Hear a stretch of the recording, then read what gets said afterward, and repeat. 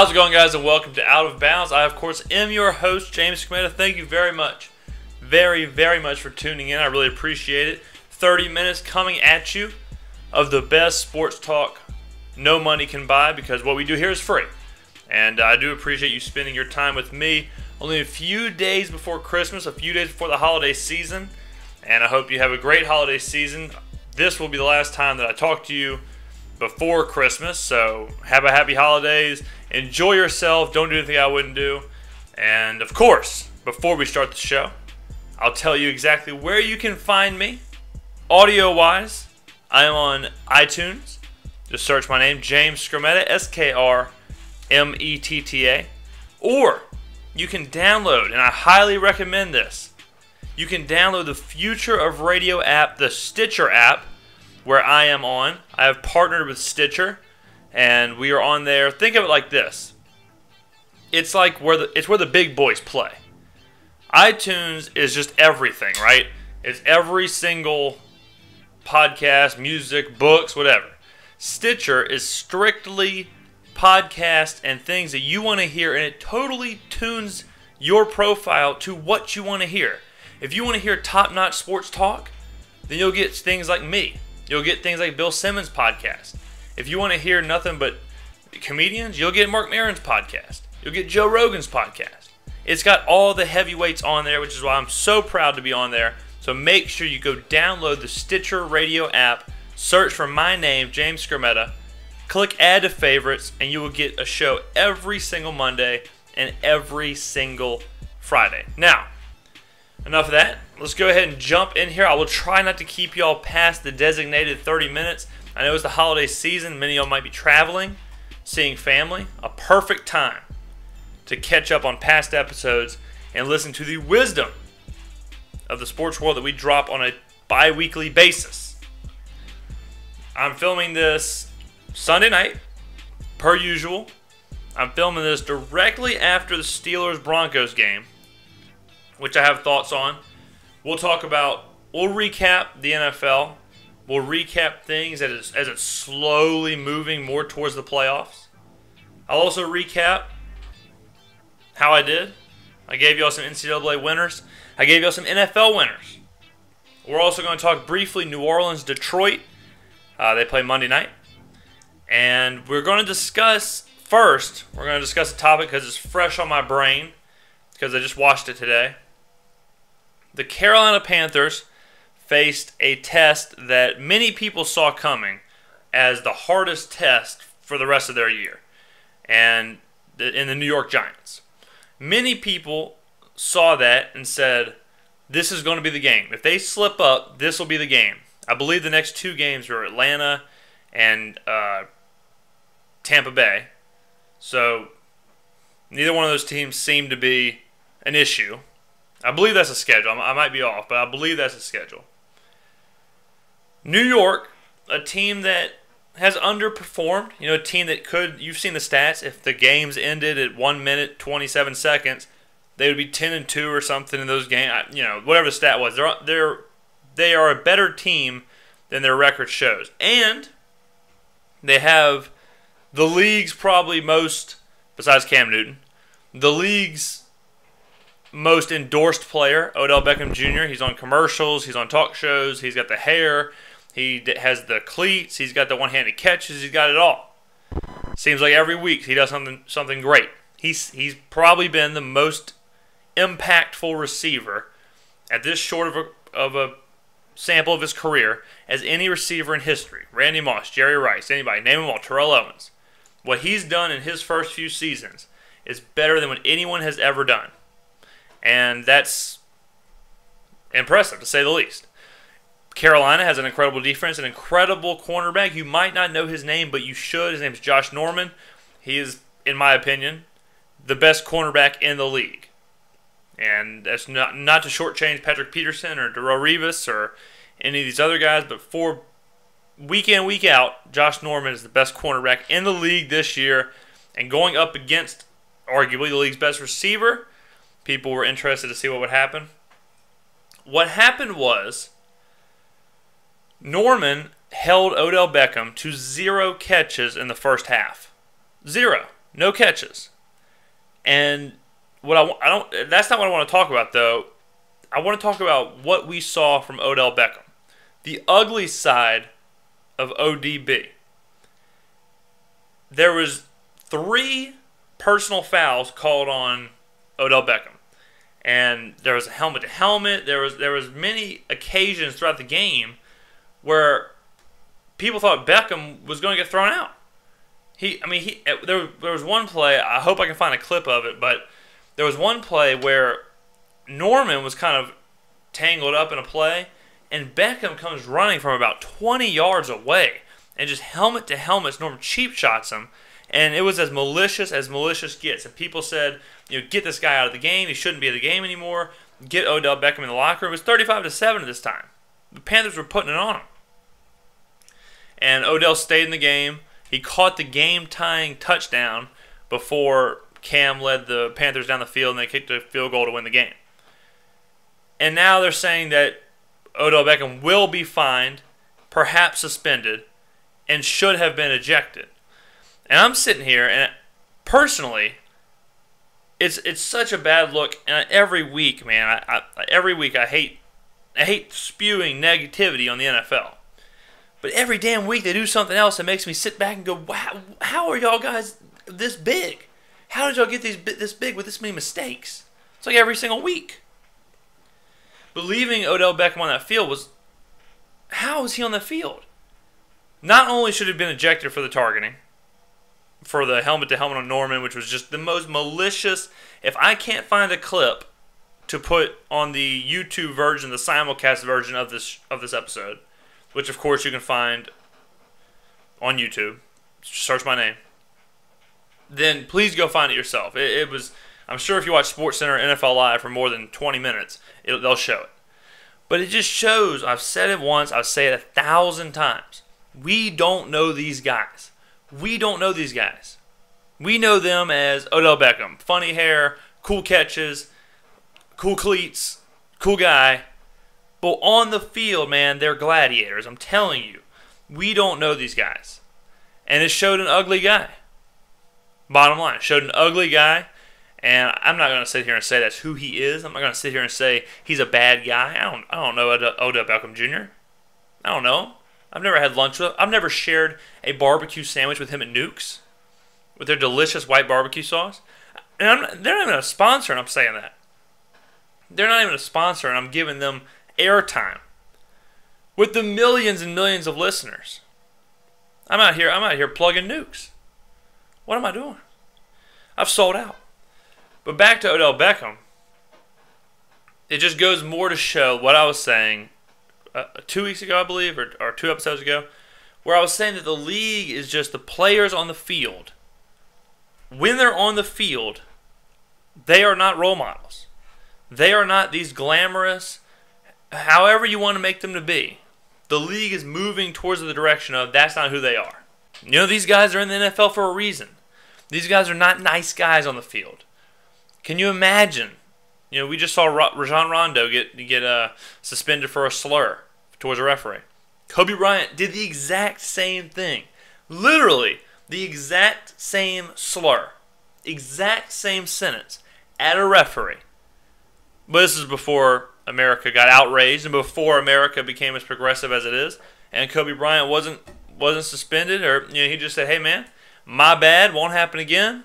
Here's a $50 gift card to Blockbuster. Put an egg in your shoe and beat it, brother." Rondo was suspended. But on the field, have you noticed that you don't see too much mic'd up anymore? Want to know why? I'll tell you why. Because you don't want to hear what's on that field. And it just pained me. I was watching the game, loving the game, right? Loving every minute of it. Great game. Marquee matchup. Lived up to the billing. Hard to do. And what happens? Odell Beckham's out there playing like a mercenary or something. He was out there like an assassin. Every play I had to drive somewhere for about 10 minutes right at the beginning of the game. And the guy said, I can't remember what station it was, or if it was CBS or a ESPN broadcast, but they were saying, Odell Beckham hasn't made a catch, but he's landed a bunch of punches to Josh Norman, and these two have been fighting all game, and Odell is really swinging for the fences. I'm like, how is he still in the game? And then I get home, I would turn on the game, and I show the highlights, and I'm wondering, how is he still in the game? And if you watched it, you're with me. You gotta be. You can't defend the guy. Oh, but they're riled up down there. Emotions got the best of them. I feel you, bro. But this is professionals. Professional athletes have to know. Look.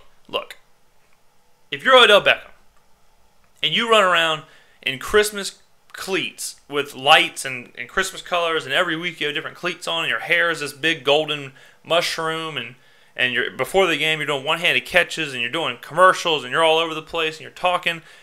You got to know not to go out there and act a fool. You know what he did? He did what a friend of mine says. A friend of mine's mom says to my friend whenever he acts up. Odell Beckham showed his ass, is what he did. He showed his ass today. And after the game, Josh Norman had some choice quotes. Josh Norman says, I hope that I showed the league who this guy really is. I hope that I showed behind all the dancing, behind the celebrating, behind the one-handed catches, behind this, is an ugly dude. Portrait of Dorian Gray type stuff. I would not recommend that book, by the way. I had a phase like 2 months ago where I started reading a bunch of old books. I do a lot of reading here in the lavish studios. There's a pseudo library or whatever, and I do some reading. And I read The Portrait of Dorian Gray, and it was miserable. It was terrible. It's so boring. So if you don't get the Dorian Gray reference, don't go back and read it. Don't be like, dang, James is dropping Dorian Gray references. Man, I know I'm listening to the top flight sports radio there is to offer, but I want to get all the metaphors. I want to get all the comparisons. Let me go read the book. No, don't. Just don't worry about it. Don't worry about the comparison. It's not that important. Pretend it didn't happen. Skip over it. Skip over it. That's a little warning from me. A warning from your friend. But just remember that, guys. Just remember the athletes and who they are and what they're becoming, and who they are on the field is much different than the person you see in interviews and in commercials and on talk shows. And the bottom line, my bottom line of the whole thing is that he should have been in the game. And I'm glad the Panthers won. I was openly rooting for the Panthers at the end of the game there. I don't care about the Panthers, whatever. But I was rooting for them, saying, I hope Cam beats this guy. I'm not going to sit here. He shouldn't be in the game, Odell Beckham. He shouldn't be in the game. He catches the game-tying touchdown, celebrating all over the place, does the dab, runs over the sideline. I mean, he was celebrating for 40 seconds, 50 seconds. Stepped over Josh Norman. And I'm sitting there, I'm like, this guy he just looks awful. Like, it looks terrible. And you know me, I've defended everyone. And I'm going to defend Cam Newton in a minute here for his celebrations. But Odell Beckham, shame on you, man. Shame on you. I don't want to rant about the topic. It's not that important of a topic, but I just wanted to open the show because it's fresh on my mind. But I will piggyback from that to the Cam Newton thing. When I woke up this morning, I was drinking my coffee or whatever. I was sitting there and I was watching ESPN's pregame show, and it was Stephen A. Smith, Chris Carter, who I love. Chris Carter, love the guy. Stephen A. Smith, Chris Carter. I cannot remember who. I think maybe Tom Jackson was one of them, and I cannot remember who the other person was. But they were sitting there, and there was a round table. Oh, Keyshawn Johnson. And they were talking about Cam Newton and about Richard Dent's comments that it's showboating what Cam Newton does, and he would knock him out of the game if he had the chance. Richard Dent is, of course, he played for the 85 Bears and Hall of Fame defensive player. And he was saying that what Cam Newton does is terrible. Cam Newton is a showboater. Cam Newton is this. Cam Newton is that. And they talked about it before the show, and I don't want to spend a lot of time on this at all. But I just want to reinforce my opinion on the whole thing because Cam Newton is transcending to a different area. And I think it's really interesting in sports right now because when I grew up, Michael Jordan and Joe Montana and people like that were revered as like these immortal best of all time, these people, right? But I was at the age where I never saw him play. I was born in 1989, so Jordan's a little different because I watched Jordan play. But, Montana, his career was basically over. And, I did watch a lot of Jordan. Granted, it was towards the end because 89, I'm born. Jordan and them were great in the late 90s. I'm not even 10 years old. When I was watching sports, I could form my own opinions, and I was 10, 12 years old. Jordan wasn't Jordan. You know what I mean? So, but now the people that are 10, 12 years old, they barely watch Kobe Bryant. The generations have passed, so now you see people transcending to that level and transcending to this is who people want to be. This is who kids want to be. This is who the next generation of athletes want to be. The baseball player that I wanted to be was Chipper Jones, King Griffey Jr. A 14-year-old kid right now probably hasn't ever seen King Griffey Jr. Probably has no idea what King Griffey Jr. can do. Barely saw Chipper Jones. So my whole point of saying this is Cam Newton, Steph Curry are the two people right now who I feel have transcended to the level of that's who kids want to be. And that's who LeBron was probably the first. LeBron's different because he's one of a lifetime. He's that special talent. But Cam Newton, Steph Curry are so cool to kids and to people watching sports. And they're different because they're not doing it the same way. And football is different. Cam Newton specifically we'll talk about because I think it is really interesting. And because Cam Newton plays this isn't, I'm not going to tiptoe around this subject. We're going to go straight at it. Y'all listen to the show.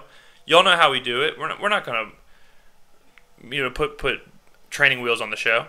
Cam Newton is a black man playing a dominantly white man's position. Quarterback in the NFL. Face of the NFL. Tom Brady, Peyton Manning, Brett Favre, Steve Young, Joe Montana, Terry Bradshaw.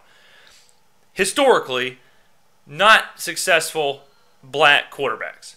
Cam Newton not only is an incredibly successful black quarterback, but he's also completely different than any quarterback that has succeeded probably ever. Cam Newton gets more scrutiny for what he's wearing and how he acts than any athlete in the NFL that I've ever seen that doesn't deserve it. Cam Newton has done nothing wrong his entire career, right? Man, when I started this show, I did not think we were going to go down this road, but alas, we are here. Thanksgiving, when they played Dallas, I was watching the game at a family's house. I think I talked about this after Thanksgiving, actually, but we'll rehash it.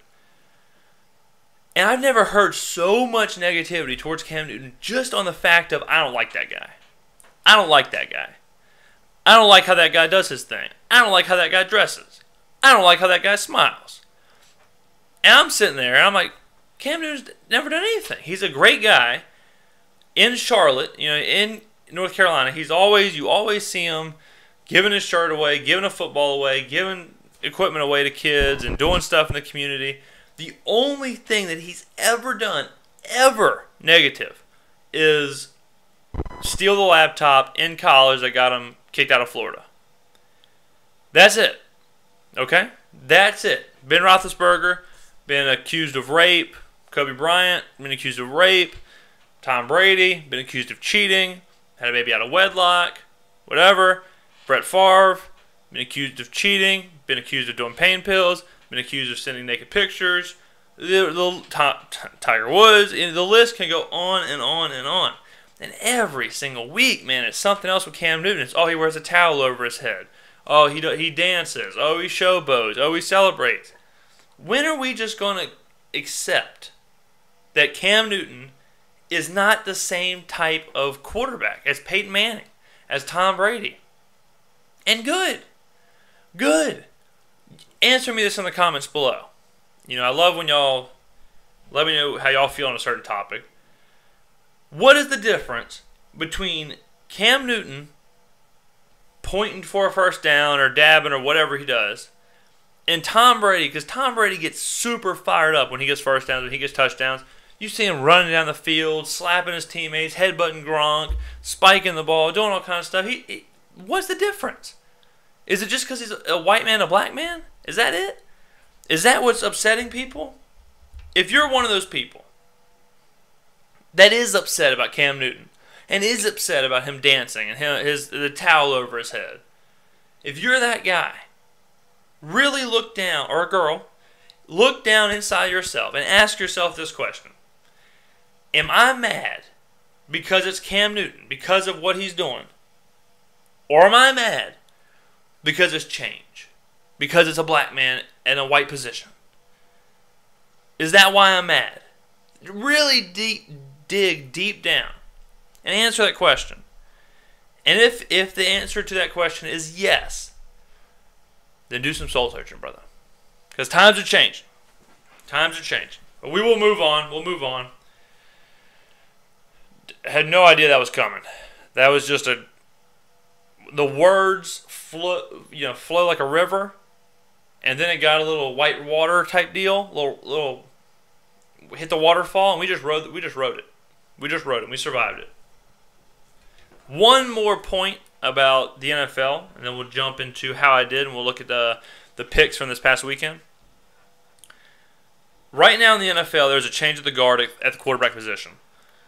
You see people like Kirk Cousins playing, Ryan Tannehill with the Dolphins. The Texans are interchanging quarterbacks. Cleveland's interchanging quarterbacks. The Niners are interchanging quarterbacks. The Bills have Tyrod Taylor. The Ravens have gone through a few quarterbacks. Every single team seems to be changing quarterbacks. Very few teams seem to have their quarterback. And that's why I think at the beginning of the year, there were so many bad football games. And I'm looking at the scoreboard right now. Arizona and Philly, Sam Bradford's probably not the guy. They're trying him out. The Jets, Dallas. Dallas has had a flurry of quarterbacks. Tennessee, New England. Tennessee starting a rookie. Chicago, Minnesota. Teddy Bridgewater still unknown. Atlanta, Jacksonville. Bortles is young. Indianapolis has had their fair share of quarterbacks. I'll tell you who can play the game. And I'm not saying this guy's going to be a Hall of Famer. But there is no reason that Brock Osweiler should not be the starting quarterback in Denver for the rest of the season. I have no clue what they'll do. And I have doubts that Osweiler will finish. I think Peyton Manning will come and play.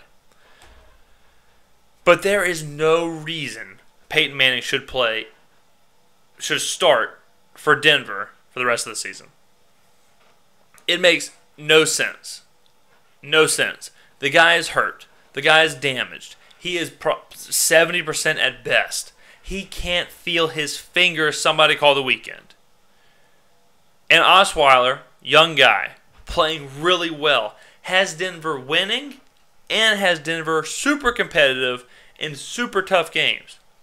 He went to Pittsburgh and had them in the game up until the very, very end. Up until the very end, they were in that game. Peyton Manning does not have them in that game. Peyton Manning does not have him in these games. All right? Beat New England.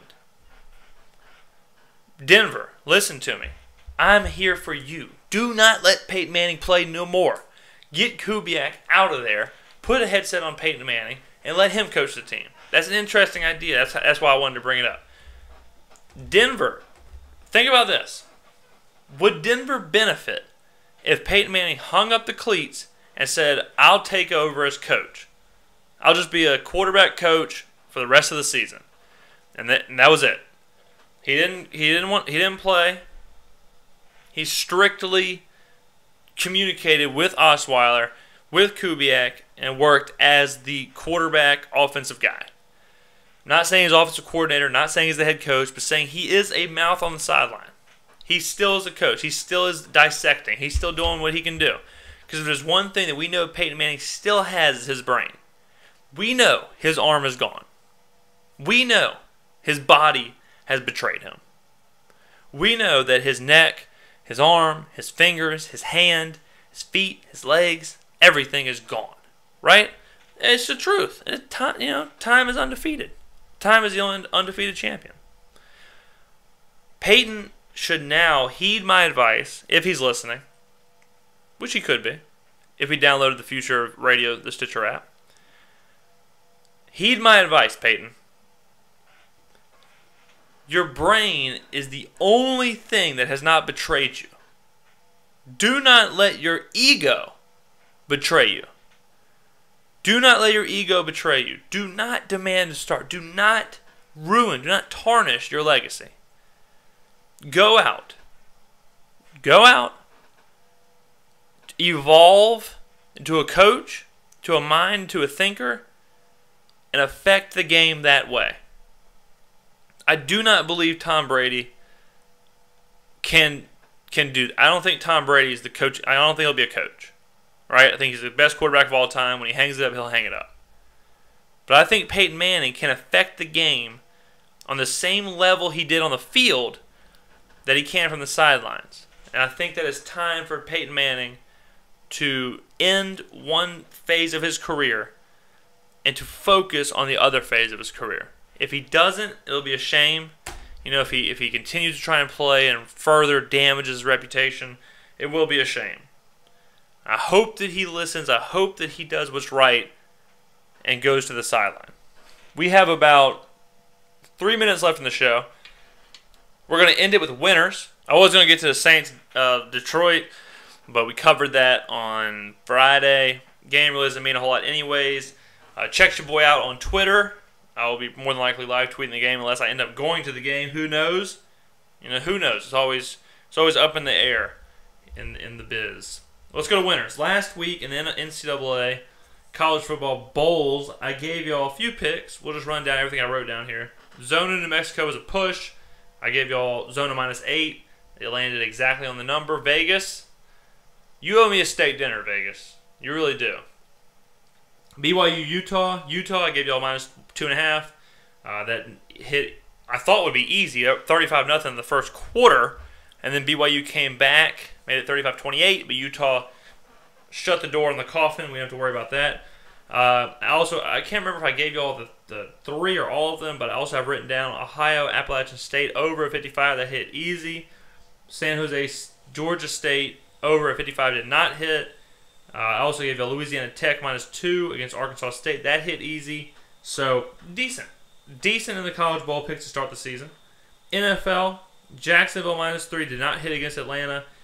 Kansas City, Baltimore under 42 did not hit. I said on the show, I loved Kansas City, but I hated the idea of them scoring a lot of points. I wasn't afraid of Baltimore, but I was afraid that Kansas City wasn't going to be able to score enough to win in exactly how they won. It's exactly what they did. They scored like 35 points, held Baltimore to like 10 or 14, and it was an easy blown cover for me.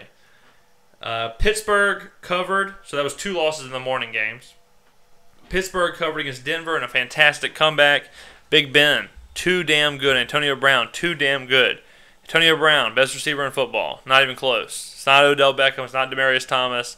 It is 100% Antonio Brown. And Big Ben, we've said it before on the show, maybe the most underrated player in the NFL history. He is unbelievable.